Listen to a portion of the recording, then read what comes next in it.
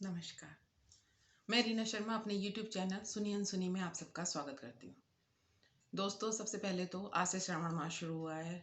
इस श्रावण मास की आप सबको शुभकामनाएं।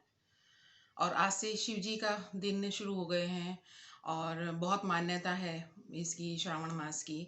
तो आज हम शिव जी के ऊपर ही बात करते हैं। उनके 12 ज्योतिर्लिंग में से एक मंदिर है उनका, सोमनाथ मंदिर, जो सौराष्ट्र में स्थित है।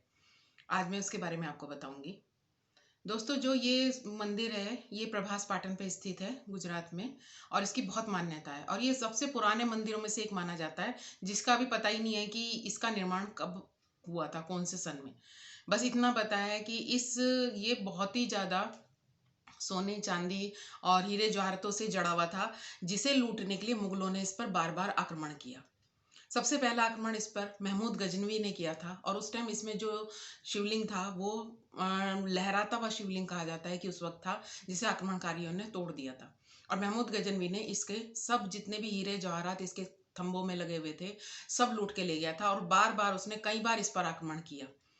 और कई मुगल थे, जैसे अलाउद्दीन खिलजी था, अहमद शाह था। इन सब ने इसको लूटने के लिए इस पर आक्रमण किए। और कहा जाता है कि 17 बार इस मंदिर पर आक्रमण हुए इसको लूटने के लिए। लेकिन जो हिंदू राजाओं ने इसका बार बार पुनर्निर्माण कराया। लेकिन एक्चुअल में इस मंदिर की स्थापना किसने की और कैसे की, वो मैं आपको बताती हूँ। जो ये चंद्रदेव, इसकी जो स्थापना की थी वो चंद्रदेव ने की थी। इसके पीछे भी एक कहानी है कि जो चंद्रदेव थे, इन्होंने राजा दक्ष की 27 कन्याओं से विवाह किया था। और उन 27 कन्याओं में से जो एक रोहिणी थी, वो उनके दिल के सबसे करीब थी, जिसका वो समय भी देते थे जिसको, और जिसको प्यार भी सबसे ज्यादा करते थे। इससे जो बाकी की उनकी जो कन्याएं थी, वो थोड़ी सी नाराज हो गई, रुष्ट होकर उन्होंने इसकी शिकायत अपने पिताजी से की। तो राजा दक्ष ने इस बात पे क्रोधित होकर चंद्रदेव को क्षय रोग का श्राप दे दिया। मतलब कि उनकी प्रतिदिन जो चंद्र की कांति है वो क्षीण होती चली जाएगी। और अगले ही दिन से उसकी कांति क्षीण पड़ने लगी चंद्रदेव की, जिससे दुखी होकर वो ब्रह्मा जी के पास गए। तो ब्रह्मा जी ने कहा कि वो उनके श्राप का तो कुछ नहीं कर सकते दक्ष के दिए हुए, लेकिन वो इसका उपाय बता सकते हैं कि वो शिव जी की आराधना करें, चंद्रदेव। तो चंद्रदेव ने इसी जगह पर इनका शिवलिंग बनाकर और उनकी आराधना की थी शिव जी की। बहुत तपस्या की तो शिव जी प्रसन्न हुए और उनके आशीर्वाद से वो उन्होंने अपने दोबारा कांति प्राप्त की थी अपने शरीर की।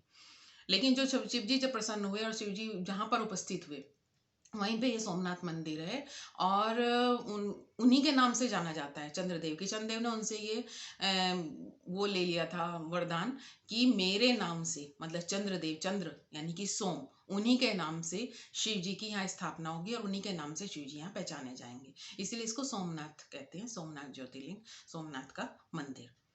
और ये बहुत ही भव्य और विशाल मंदिर है। जो कहा जाता है कि पहले कभी सोने का था, फिर इसको पत्थरों से बनाया गया, फिर लकड़ी का बनाया गया। इसका कई बार पुनर्निर्माण हुआ और हर बार इसमें करेक्शन करके कभी पत्थरों का इस्तेमाल हुआ, कभी किसी चीज का। और जो आज की तारीख में है, जब सबसे इसका लास्ट पुनर्निर्माण हुआ, वो 1995 में करवाया था डॉक्टर शंकर दयाल शर्मा ने, जो राष्ट्रपति हैं। और जो इसके पास गोमती नदी बहती है, उसमें भी ये है कि वो सुबह को उतर जाती है, शाम को चढ़ती है। उसकी भी आभा अलग ही होती है। सरस्वती त्रिवेणी संगम यहाँ पर है। और इसके पास ही अहिल्या देवी ने एक मंदिर बनवाया था, अहिल्या बाई ने, जो महादेव जी का विशाल मंदिर है, जिसमें सारी देवियों की मूर्तियां हैं, लक्ष्मी, पार्वती, सरस्वती वगैरह की सारी देवियों की। और यहाँ पर एक कृष्ण मंदिर भी है, क्योंकि कहा जाता है कि इसी जगह पर कृष्ण ने अपने देह का त्याग किया था। इसीलिए यहाँ पे ये यदुवंशियों के लिए भी बहुत ज़्यादा मान्यता प्राप्त मंदिर है। और कृष्ण जी की देह त्याग की वजह से जहाँ पे इन्होंने देह त्यागी थी, वहाँ पे भी एक बहुत ही सुंदर कृष्ण का मंदिर है। तो इस मंदिर की बहुत खासियत है। और इसमें जो भी श्रावण वगैरह में, इसमें तो यहाँ पर मेला ही लगता है। वो तो इन दिनों कोरोना के चक्कर में अब भक्त नहीं जुट पा रहे हैं, लेकिन यहाँ पर बहुत भारी, उसमें जो जितने भी शिवरात्रि वगैरह होती हैं, या जितने भी शिव जी के दिन हैं, या श्रावण मास में यहाँ पर अत्यधिक भीड़ रहती है श्रद्धालुओं की। तो दोस्तों, शिव जी का वो करते रहिए, श्रावण मास में उनका नाम लेते रहिए। जितनी जो ये परिस्थिति है ये टल जाएगी। हर हर महादेव। नमस्कार।